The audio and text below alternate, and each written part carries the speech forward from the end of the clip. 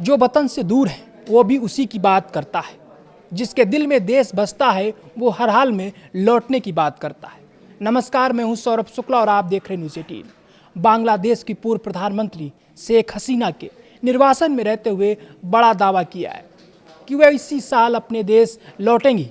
उन्होंने कहा कि उनकी वापसी किसी व्यक्तिगत महत्वाकांक्षा से नहीं बल्कि बांग्लादेश में लोकतंत्र, कानून के शासन और लोगों के राजनीतिक अधिकारों की बहाली से जुड़ी है।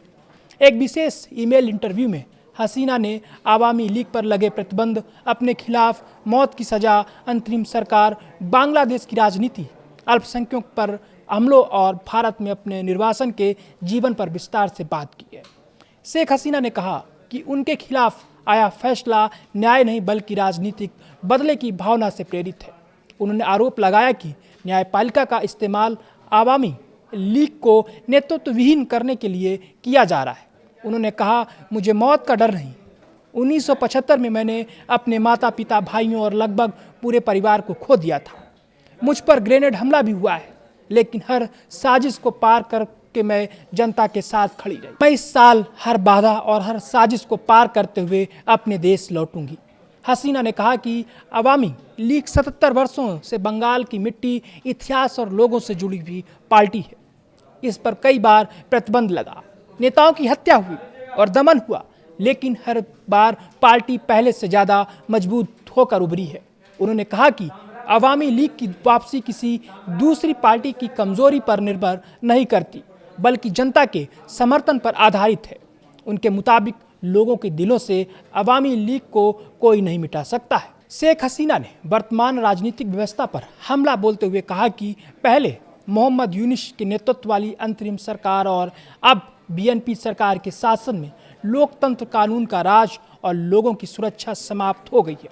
उन्होंने आरोप लगाया कि अर्थव्यवस्था कमजोर हो चुकी है, उग्रवाद बढ़ रहा है और अवामी लीग के नेताओं व कार्यकर्ताओं पर अभूतपूर्व अत्याचार किए जा रहे हैं।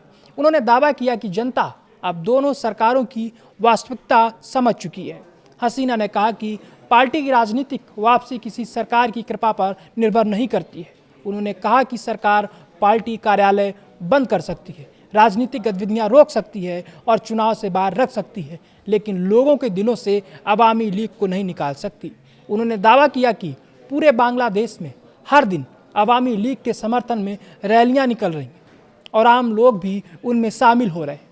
शेख हसीना ने कहा कि बांग्लादेश की स्थापना सैन्य शासन, सांप्रदायिक राजनीति और भेदभाव के खिलाफ संघर्ष से हुई थी, लेकिन 5 अगस्त के बाद देश में मुक्ति संग्राम की भावना पर हमला हुआ।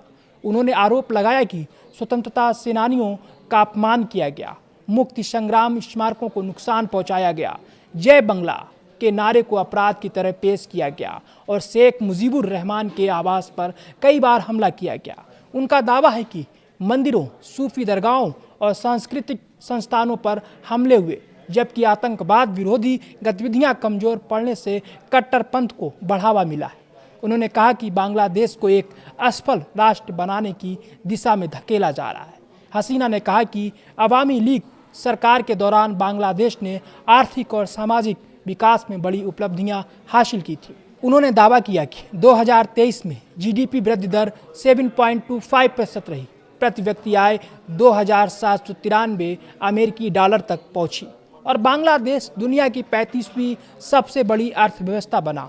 उन्होंने कहा कि गरीबी और अत्यधिक गरीबी में भारी कमी आई, बिजली 100% आबादी तक पहुंची, महिलाओं की कार्यबल में भागीदारी बढ़ी और Padma bridge, metro rail, Karnaphuli tunnel, digital Bangladesh और बंगबंधु सैटेलाइट जैसे बड़े प्रोजेक्ट पूरे किए गए।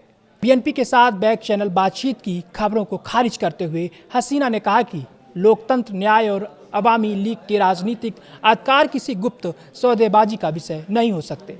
उन्होंने कहा कि अवामी लीग पर लगा प्रतिबंध हटाना किसी सरकार का एहसान नहीं होगा बल्कि लोकतंत्र की न्यूनतम आवश्यकता है। पार्टी किसी से राजनीतिक दया नहीं मांग रही है बल्कि संवैधानिक अधिकारों के आधार पर राजनीति करेगी।